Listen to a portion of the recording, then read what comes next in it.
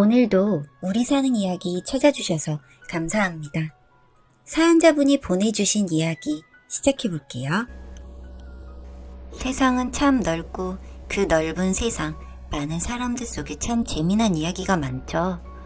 오늘 저도 그런 재미난 이야기 하나 해드리려고 해요.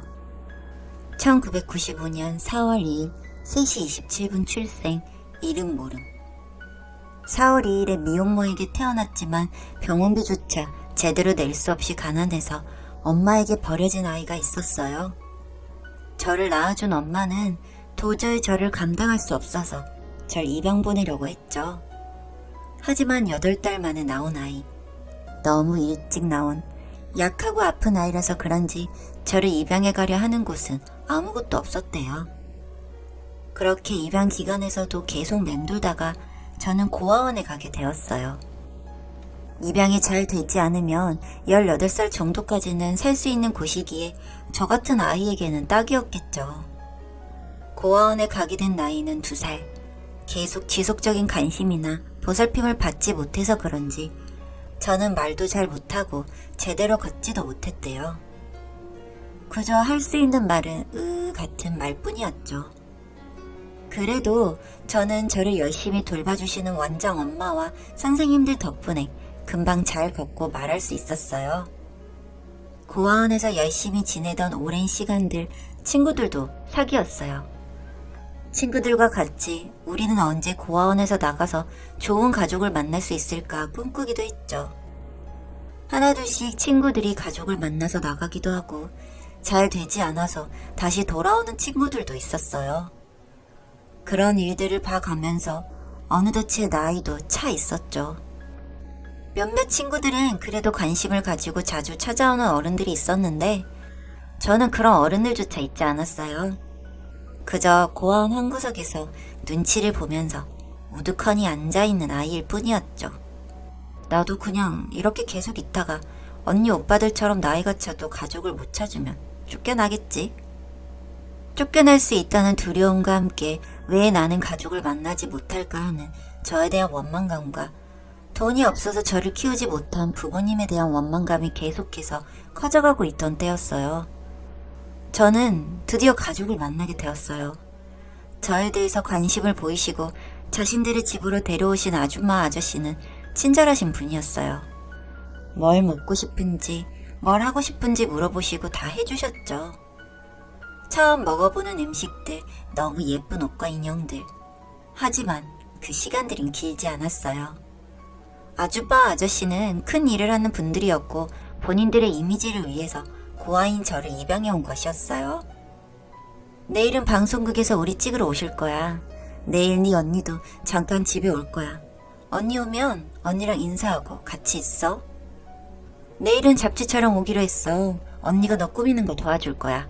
오늘 일찍 자. 늦게 자면 안 돼. 밤에 몰래 뭐 먹거나 핸드폰 하지 마라. 처음에는 착하고 잘해주시던 아줌마 아저씨에게는 점점 저는 그냥 본인들의 이미지 메이킹을 위한 사람처럼 다뤄질 뿐이었어요. 예쁜 옷들, 좋은 음식들은 방송국 등등에서 사람들이 올 때만 잠깐 좋을 뿐이었죠. 밥? 네가 알아서 먹어. 내가 왜 너 같은 고아에게 신경을 써야 해? 우리 땡땡이 하나 더 잘 키울 시간도 모자라. 고하면 눈치라도 챙겨. 우린 너 좋아서 데려온 거 아니야. 우리가 더 착해 보이려면 뭐 해야 할까 하다가 너 데려온 거지. 점점 그들에게 귀찮은 존재가 된 저. 아줌마 아저씨 그리고 언니가 놀러 갈 때는 저는 집에만 있어야 했어요. 아무리 우리가 더 착해 보여야 된다곤 하지만 저런 거를 왜 데리고 왔지? 괜히 시간만 낭비된다니까. 저는 결국 할머니에게 맡겨지게 되었어요. 정확히 말하면 할머니에게 버려지게 된 거죠. 입양한 후에 별로 본 적도 없던 분. 혹시 이분도 또 나를 방치하고 하는 것은 아닌가 하는 두려움과 무서운 마음이 들었어요. 하지만 저를 받아주신 할머니는 저의 생각과는 달리 따뜻하고 좋으신 분이었어요. 돈이랑 본인들 이미지 만드는 데만 미친 것들. 어린애한테 무슨 죄가 있다고? 입양해서 이 상처만 줬단 말이냐. 어린 너한테 무슨 죄가 있다고. 할머니 댁에서 저는 학교도 다니고 덕분에 좋은 친구들도 많이 사귈 수 있었어요. 할머니와 사는 곳에 대해서 부족함이 없게 할머니는 정말 따뜻히 잘 대해주셨죠. 하지만 계속해서 버려지고 방치당한 기억은 가끔씩 저를 크게 덮쳐왔어요. 할머니, 사람들을 만나는 것도 친구들을 만나는 것도 좋아. 하지만 나를 또 버리거나 하면 어떡하지? 할머니는 제게 돈과 권력 그런 것도 좋지만 좋은 성품과 생활력이면 결국엔 주위에 좋은 사람은 계속 남게 될 거라면서 제게 많은 삶의 지혜를 알려주셨어요. 부잣집 손녀딸이 만나 싶게 생활비 지원도 적었고 저는 부족한 생활비는 아르바이트를 해서 벌어야 했죠. 식당 아르바이트, 편의점 아르바이트 등등. 어린 나이에 사회를 미리 겪게 되어서 힘든 점도 많았지만 그만큼 얻고 배우는 것도 있었어요. 여기저기서 일도 배우면서 부딪히고 집에서는 할머니께 돈을 관리하는 법 등등을 배우던 어느 날 할머니께서 저를 불러 앉히고 말하셨어요. 예전에 네가 정말 어릴 때 널 입양하겠다고 나에게 데리고 오던 네 부모를 내가 정말 말렸어야 하는데 어린 너에게 상처를 그리고 이렇게 거친 세상 풍파를 겪게 했으면 안 됐는데 너는 네 부모랑 나 같은 사람 말고 더 좋은 사람을 만났어야 하는데 아가 하지만 이제라도 좋은 삶을 살아보렴. 그렇게 해주고 싶어서 지금까지 내게 이리저리 부딪혀보게 한 거야. 이제 마지막으로 내게 이걸 알려줄 때가 되었구나. 옅게 웃으면서 제 손을 잡고 말하시는 할머니. 그런 할머니의 모습을 보면서 뭔가 불안했어요. 할머니는 서류 한 장을 꺼내시면서 제 부모님 몰래 할머니가 키워오신 재단에 대해서 말을 해주셨어요. 아가, 이 재단은 이제 네 것이다. 네 부모도 잘 모르는 사실이야. 사실 내 친구가 하던 재단인데 몇 해 전부터는 내가 하고 있단다. 이 친구도 너를 참 많이 걱정하던 친구야. 내가 너에게 물려주게 된 거를 이 친구도 하늘에서 보면서 참 좋아할 거야. 네가 부디 잘 이끌어 나가주길 바란다. 갑작스럽게 할머니께 받게 된 재단.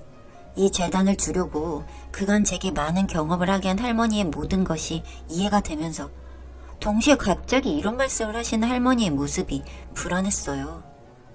그렇게 하루 이틀. 어느 날 일어나 보니 집 분위기가 뭔가 싸하고 조용했어요. 계속해서 이방 저방을 뒤지며 할머니를 찾았어요. 할머니는 보이지 않았어요. 어디를 가신 건지 하루 종일 며칠을 기다렸지만 할머니는 나타나지 않았어요. 그렇게 할머니는 제 곁을 떠나게 되셨어요. 그리고 저는 자연스럽게 할머니가 주신 재단의 이사장이 되었어요. 버린 딸이 한 재단의 이사장이 되었으니 이제서야 제가 좀 눈에 들어온 걸까요? 할머니 말대로 바로 저를 버린 양 가족이 저를 찾더라고요. 할머니와 함께 살게 된 다음부터 절대 볼 일 없을 줄 알았던 아줌마 아저씨 그리고 언니. 돈을 바라는 건지 그 재단이 왜 제 것인지 내려오라 하는 건지 모르겠지만 만나자는 말에 저는 그 사람들을 만났어요. 아니 만나러 간 거였죠. 네 양부모들은 돈에 미친 작자들이야. 마음만 먹으면 널 그 자리에서 죽이고 주위 사람들만 잘 굴려서 일을 조작해버릴 수도 있지. 그러니 만약 만나자고 하면 꼭 널 보호해줄 수 있는 사람과 동행해야 한다. 그렇게 저는 혹시나 하는 사건에 대비할 수 있게 든든한 사람 한 명도 두고 전 양부모를 만나러 갔어요. 참 오랜만이다. 그 집에 가서 그 노인네를 어떻게 구워 삶았길래 너 같은 게 재단 이사장을 하고 있어? 나 같은 친자식한테 안 주고 왜 너 같은 근본도 모르는 거한테. 엄마도 무슨 생각이신지. 자식들한테 재단이 있는 것을 알리지도 않고 생판 남이나 다름없는 애한테 덜렁 넘겨주시긴 하고. 양가족이 절 만나러 온 이유는 역시나 제가 탐탁치 않다는 이유더군요.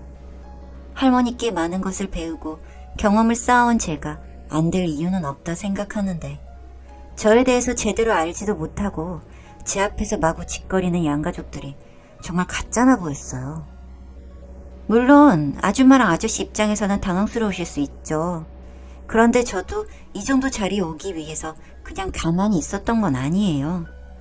할머니가 이것저것 일도 어릴 때부터 해보게 하셔서 계속해서 경험 쌓았고 제가 할 가치가 있으니까 주신 것이겠죠. 그리고 아줌마랑 아저씨는 아줌마 아저씨 그 잘난 딸 더 훌륭하게 키우시는 데에도 시간이 모자르다고 하지 않으셨어요? 뭘 있는지도 몰랐던 재단 관리까지 하려고 하세요. 불그락 푸르락 하는 양부모의 얼굴, 순간 저에게 머그컵을 던졌고 그걸 보고만 있을 제가 아니었기 때문에 똑같이 머그컵을 던져버렸습니다. 아주 뜨거운 커피와 함께 말이죠. 저에게 날아온 머그컵은 함께 동행해 주신 분이 쳐내주셔서 다치진 않았고요. 그렇게 저는 그 사람들에게 다시는 내 앞에 나타나지 말라는 말을 남기고 나왔습니다.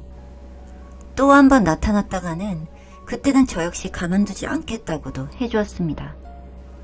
지금 생각해봐도 그 사람들에게 퍼부어준 뜨거운 커피와 머그잔은 너무 속이 시원하네요. 그렇게 저는 일상으로 돌아왔습니다. 그리고 얼마 뒤에 한 요양원에서 전화를 받게 되었어요. 절 키워주시고 재단을 운영해보라고 해주신 할머니가 돌아가셨다는 소식이었습니다. 그렇게 할머니를 모시러 요양원으로 갔고 그곳에서 할머니를 돌봐주셨던 보호사분에게서 편지 한 장을 받게 되었습니다. 내 딸보다도 현명하고 고와서 가치 있는 내내 나를 행복하게 했던 아이야.